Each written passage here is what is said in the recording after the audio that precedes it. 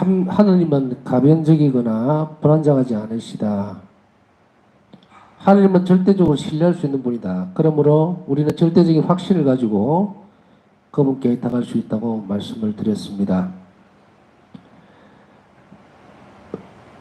그분이 절대적으로 변함없으신 분이시고, 그리고 자비에 마르지 않는 셈이라고 하는 것을 우리가 믿기 때문에, 그것 때문에 우리가 그분께 의탁을 분명히 할 수 있다, 이 말입니다. 우리를 믿는 것이 아니죠. 우리가 아닌 하느님의 절대적인 변하지 않는 그런 속성, 불변, 그리고 끊임없이 예비하고 계시는 자비, 그것을 믿기 때문에 의탁할 수 있다, 이렇게 말씀을 드렸습니다. 바로 이러한 의탁의 동기를 파우스타 수녀는 강조하고 있는데, 일기에서 그녀는 세상의 모든 죄가 자신의 양심을 짓누를지라도 결코 하느님의 자비를 의심하지 않을 것이라고 확실하게 밝히고 있죠. 그다음 그녀가, 파우스타 성녀가 만일 자신을 믿었다면 자신의 나약함을 보면서 불안했을 것입니다. 그래서 하느님께 의탁할 수 있는 동기는 바로 하느님 자신에게 있는 거예요. 우리에게 그 동기를 두게 되면 불완전하고 가변적이기 때문에 언제든지 변할 수 있기 때문에 우리는 절대로 그렇게 하지 못합니다.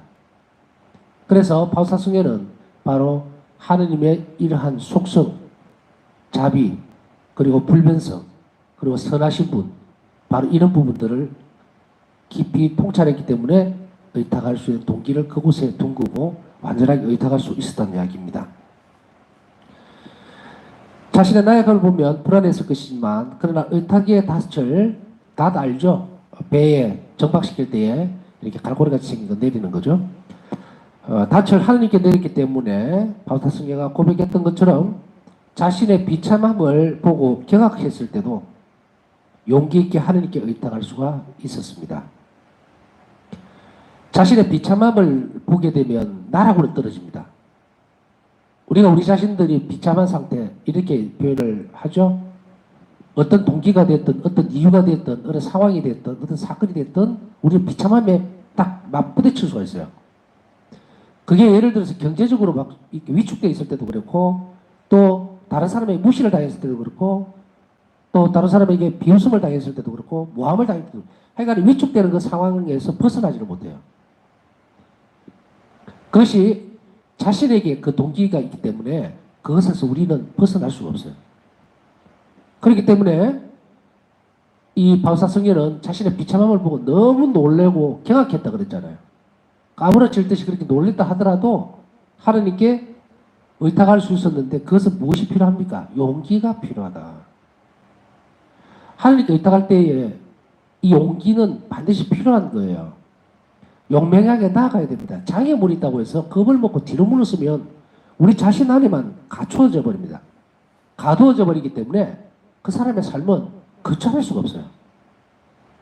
그래서 우리는 기도를 통해서 하느님께 용기를 주시라고 청하고, 또 우리는 견지성사를 통해서 이미 용맹의 특성을, 그런 은사를 받았어요. 바로 이런 부분이에요. 우리의 비참함을 보더라도 더 큰 하느님을 보고 하느님 더 큰 자비를 믿고 그쪽으로 가려고 할 때 용기가 필요한데, 이럴 때 우리는 기도로서 하느님께 청해야 합니다. 우리는 너무도 나약해요. 우리 자신의 어떤 의지만으로 되지 않는 경우가 너무 많죠. 이럴 때에 우리는 하느님께 이런 용맹의 특성, 은사, 은총을 주시라 청하면서 우리는 그곳으로 의탁할 수 있어야 되는데, 그 동기는 아까 얘기했던 하느님의 자비 때문이에요. 그래서 우리가 평상시에 늘 꾸준하게 한 자비를 묵상하고, 그리고 지성적으로 하느님의 자비를 더 아는 것은 대단히 중요합니다. 그걸 알기 때문에 돌아갈 수가 있고 의탁할 수가 있다는 이야기입니다. 예수님, 진실로 저는 저의 비참함을 보고 경악합니다. 그러나 동시에 저는 당신의 헤아릴 수 없는 자비를 다시 확신합니다. 당신의 자비는 저희 이 비참함을 능가합니다. 일기 66번. 인간의 비참함이 아무리 크다 하더라도 인간은 피조물이에요. 삶을 마감할 수밖에 없는, 죽음 앞에 어쩔 수 없이 나약해질 수밖에 없는 그런 비참한 존재입니다. 그러나 하느님은 아니다. 그렇기 때문에 일기에서 우리의 비참함보다 하나님 자비는 훨씬 능가합니다. 비교할 수 없을 정도로. 그러니 우리는 하나님 자비에 의탁합니다. 이 말이에요. 이렇게 해야 하고 이렇게 하지 않으면 인간은 이 비참한 상태에서 벗어날 길이 없어요. 자꾸 비참함이라고 얘기를 하니까 지금 뭐 마음이 편한 사람도 있고요. 그렇게 많이 뭐 걱정거리도 없는 사람도 있을 수 있어요. 그렇다고 하더라도 그 사람이 비참한 사람이 아니냐면 비참해요. 우리는 이 세상에 비추어 볼 때 그 비참함의 끝은 항상 어디에 있습니까? 죽음이에요. 아무리 난다 긴다 하고 뭐 여기에서 잘난 척을 해봤자 세월이 지나면 시간이 지나면 결국 죽음이라는 이 문턱 앞에 딱 서게 되면 아주 공평하게 돼버리죠. 아주 공평하게. 권력자든 누구든 있는 사람이든 없는 사람이든 그랬을 때에 한마디로 인간은 비참한 존재다. 하나님의 자비를 입지 못한다면 하나님의 손길이 없다면 인간은 비참함에서 헤어날 길이 없다. 그러나 다른 한편 인간의 이런 비참한 면에도 불구하고 영광스러운 면도 하나님은 우리에게 주고 계십니다. 무엇입니까? 영원한 생명에 들어갈 수 있도록 그것은 사람에게만 주어져 있는 정말 엄청난 일입니다. 그렇기 때문에 우리는 앞에서 쭉 배워왔죠. 천사들에게도 허락되지 않았던 천사들과 인간 존재에 대해서 비교는 안 됩니다. 영적 존재인 천사를 어떻게 사람하고 비교를 합니까? 사람은 진짜 먼지예요, 먼지. 그러나 그러함에도 불구하고 인간 창조에서 사람을, 이 인간을 얼마나 사랑하시는지, 얼마나 자비로우신지 영원한 생명으로 삼일째께서 나누시는 생명 안으로 초대되어진 것은 사람입니다. 그래서 영광스러운 거예요. 비참함과 동시에 영광스러움을 가지고 있는 존재, 그것이 우리 자신입니다.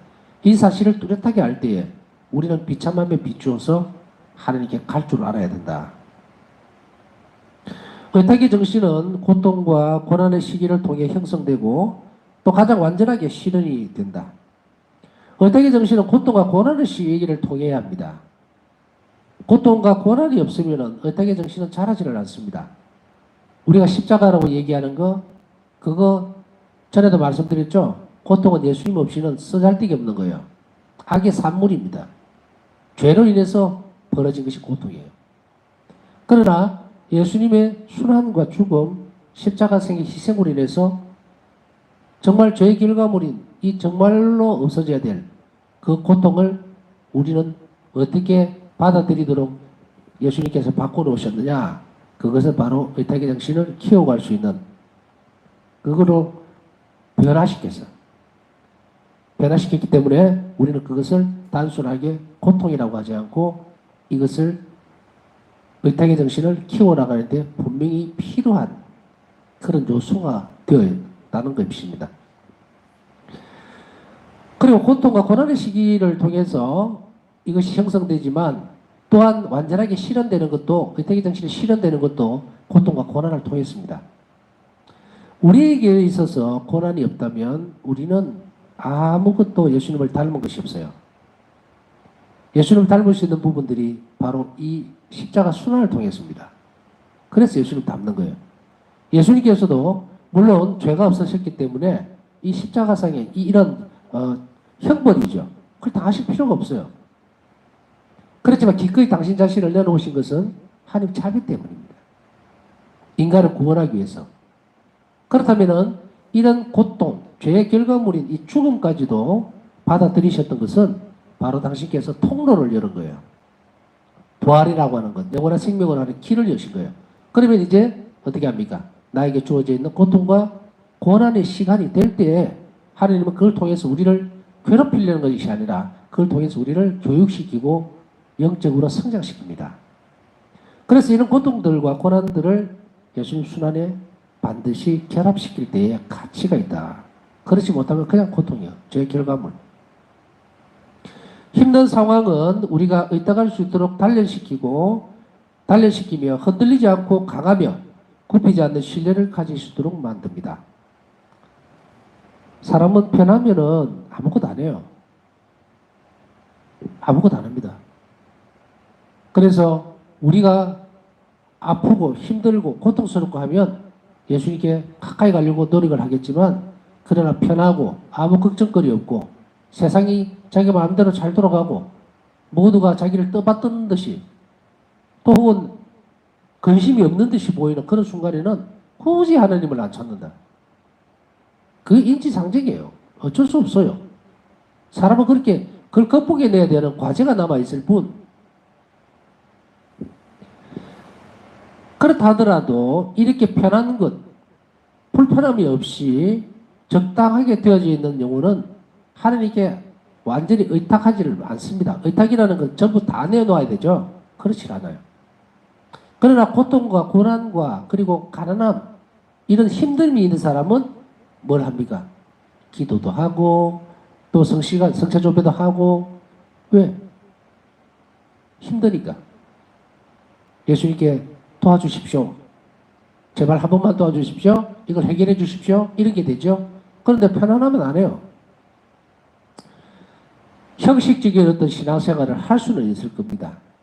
그러나 그 안에서 하느님을 갈망하고 하느님과 함께 살고 싶은 그런 열정이 없고 그런 바람이 없는 사람은 뭐라 그랬습니까? 신앙인이 아니고 종교인이다 그랬죠.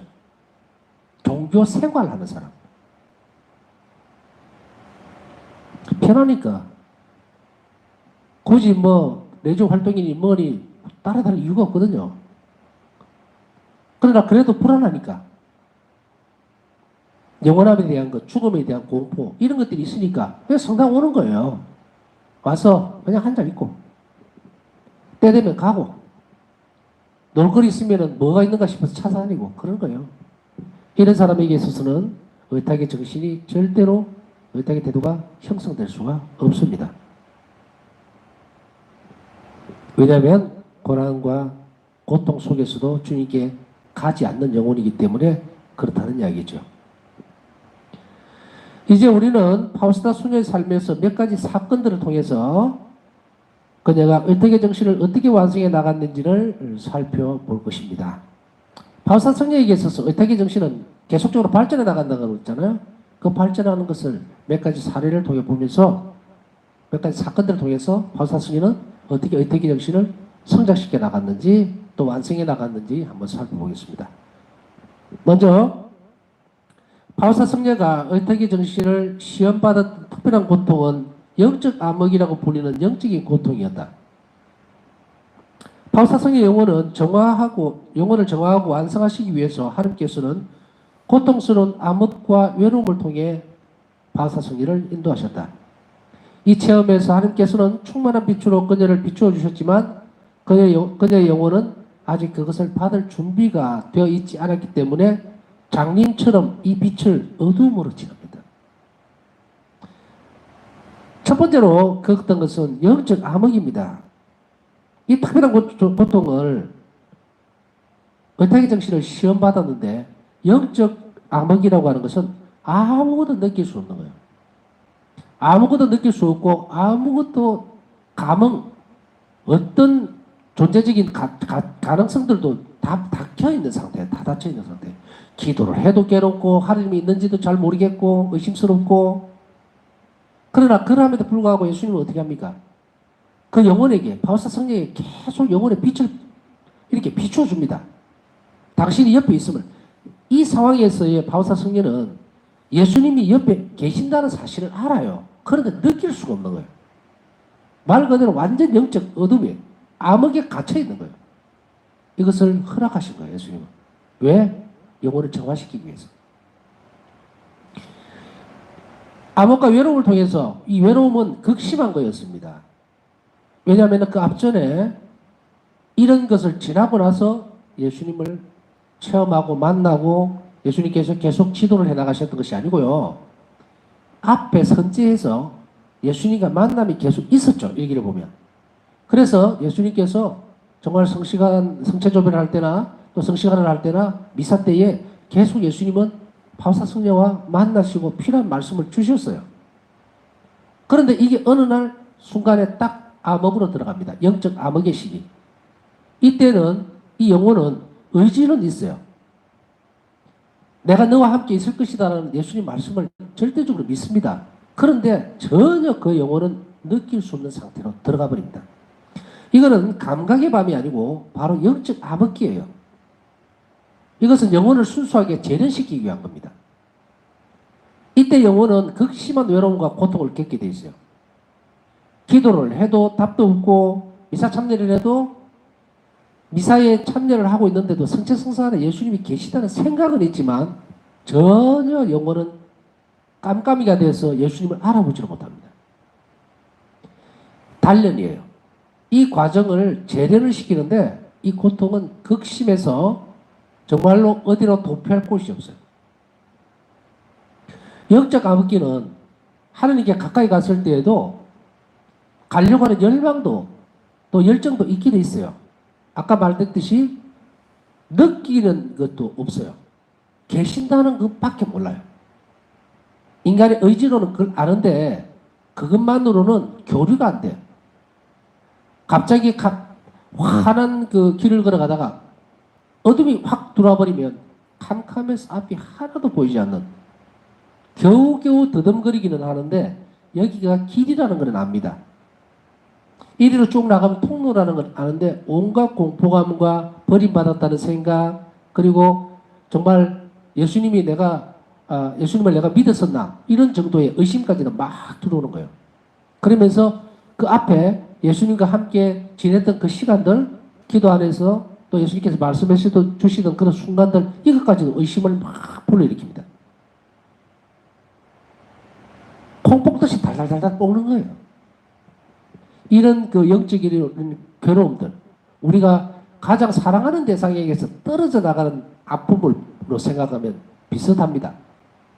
조금은 그런 경험들이 있으면 보고 싶어도 보지 못하고 만나고 싶은데 만나지도 못하고 기도를 해도 안 되고 또 고통을 스러운 어떤 일들을 하는데도 그게 안 돼요.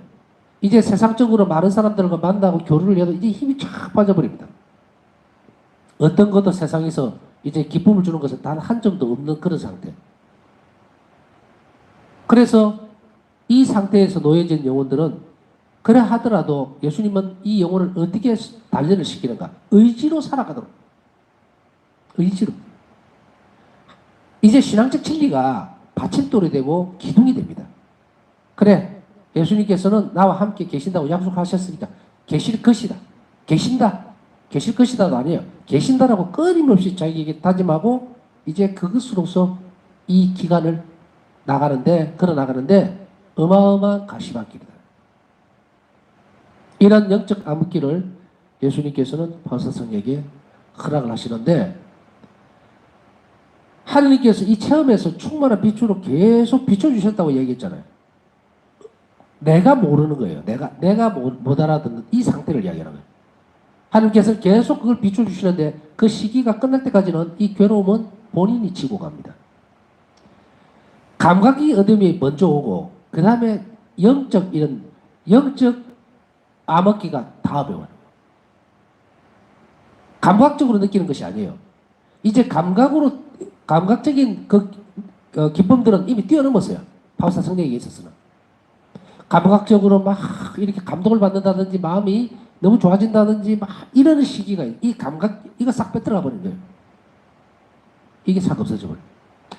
이게 없어지는데 그게 없어지는 그 다음에 이것이 충만해지면 그 다음 나중에 관계에서는 말로 표현할 수 없을 만큼 영혼이 그걸 알아듣고 기뻐하고 하느님을 그 안에서 만나는 그 순간이 암흑기로 들어간다는 이야기예요.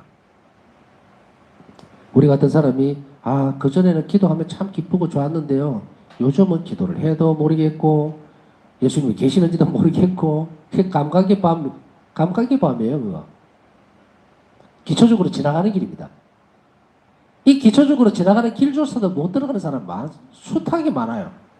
이게 뭔지 이 감각의 밤을 지나가야 되는 이런 상태는 하느님을 열정적으로 사랑하려고 하는 사람. 그 전에 아마 조금 그 얘기를 했죠. 영적 성장을 기대하는 사람, 열정적으로 하느님을 따라가려고 하는 그 단계에 올라가려고 하는 사람에게만 이것이 주어지는 거예요. 수없이 많은 영혼들은 그 대문 앞에도 못 들어갑니다. 그 문 앞에도 못 들어가요. 뭐 감각이 밤이고 뭐고 그런 것도 없이 감각적인 기쁨들도 느끼기 전에 다 튕겨져 나가는 이 과정, 이 앞에 있는 요 문 앞에도 못 오는 요 상태를 종교생활이라고 얘기한 거예요. 신앙생활은 그 다음 단적으로 들어가려고 하는 사람들이에요. 그 다음에 영혼이 좀 더 하나님께 더 가까이 가려고 그러면 이제 이 감각의 밤을 지나고 그 다음에 간격이 생긴단 말이에요. 그때 다 떨어져 나가 버립니다. 또. 그러니까 축 떨어져 버리죠. 세례를 받고요. 신부님 1년 동안은 정말 기쁘고 세상 보는 눈도 정말로 좋았고 그래서 하나님께 더 가까이 가고 싶고 하는 이런 게 막 있었는데 어느 날 이제 기도를 해도 모르겠고 레지오도 그냥 건성건성하게 되고 이러다 보니까 이거 내가 활동해도 되나? 이제 뭐 여러 핑계도 생기니까 슬슬슬슬 안 해버릴까? 이런 사람들.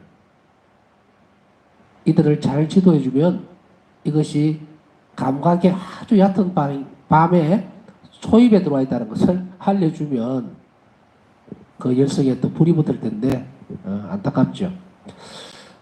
그래서 이런 받을 준비가 되어 있지 않았기 때문에 장님처럼 이 빛을 어둠으로만 체험을 합니다. 모든 것이 다 어둡다. 이제는 그전에는 이제 수도자들과의 문제 또 어떤 고통스러운 거라든지 힘든 문제가 생기면 주님께 가서 답을 듣고 또 마음의 평화를 누리고 위로도 받고 했던 그게 탁 끊어져 버린 거예요. 그래서 이제 떠밀려 갈 곳이 없어요. 그래도 바우사 성녀는 어떻게 합니까? 똑같은 과정에서 어려움이 있고 고통스러움이 있고 멸시도 당하고 이래도 결국은 그 자리가 아무런 대답도 없어도 그 자리에 갈 수밖에 없었어요. 그게 얼마나 고통스러운지는 체험해보기 전에는 모르는 상태잖아요. 아무리 불러도 대답 없고 계시기는 하는데 그거는 우리 믿음이 있기 때문에 나와 함께 계시고 내 목소리를 주님께서 들으신다는 걸 아는데 이제 다음 단계로 올라가 있기 때문에 예수님께서 우리에게 비춰주는 빛이 다른 단계에서 오는 거예요. 다른 단계에서 오니까 이 영혼이 그까지 가기 전까지는 못 알아봅니다. 그래서 여기서 빛을 아주 어둠으로 인식을 하는 거예요. 장님이 되어버렸다.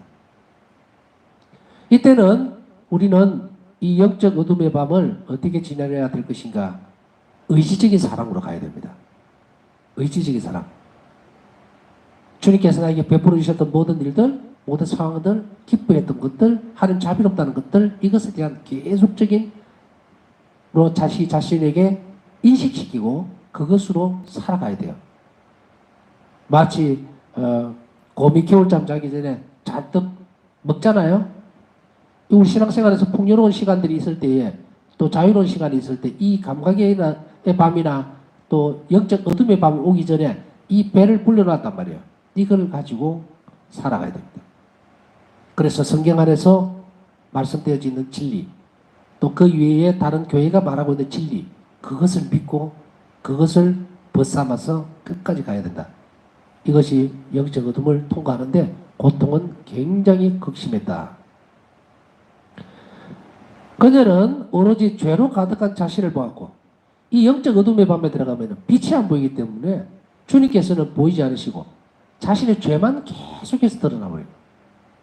자신의 잘못된 것들, 못난 것들, 고통스러웠던 것들 이런 것들만 계속 뒤죽박죽으로 올라옵니다.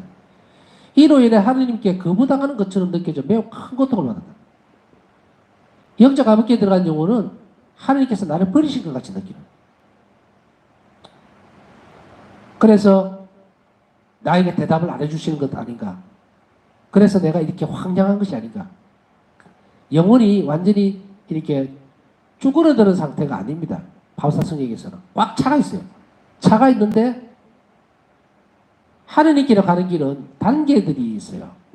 그 단계에서 좀 더 성장되고 예수님께서 주시고자 하는 것은 약한 단계에서부터 그 다음 단계, 그 다음 단계 이런 식으로 단계적으로 끌어올립니다.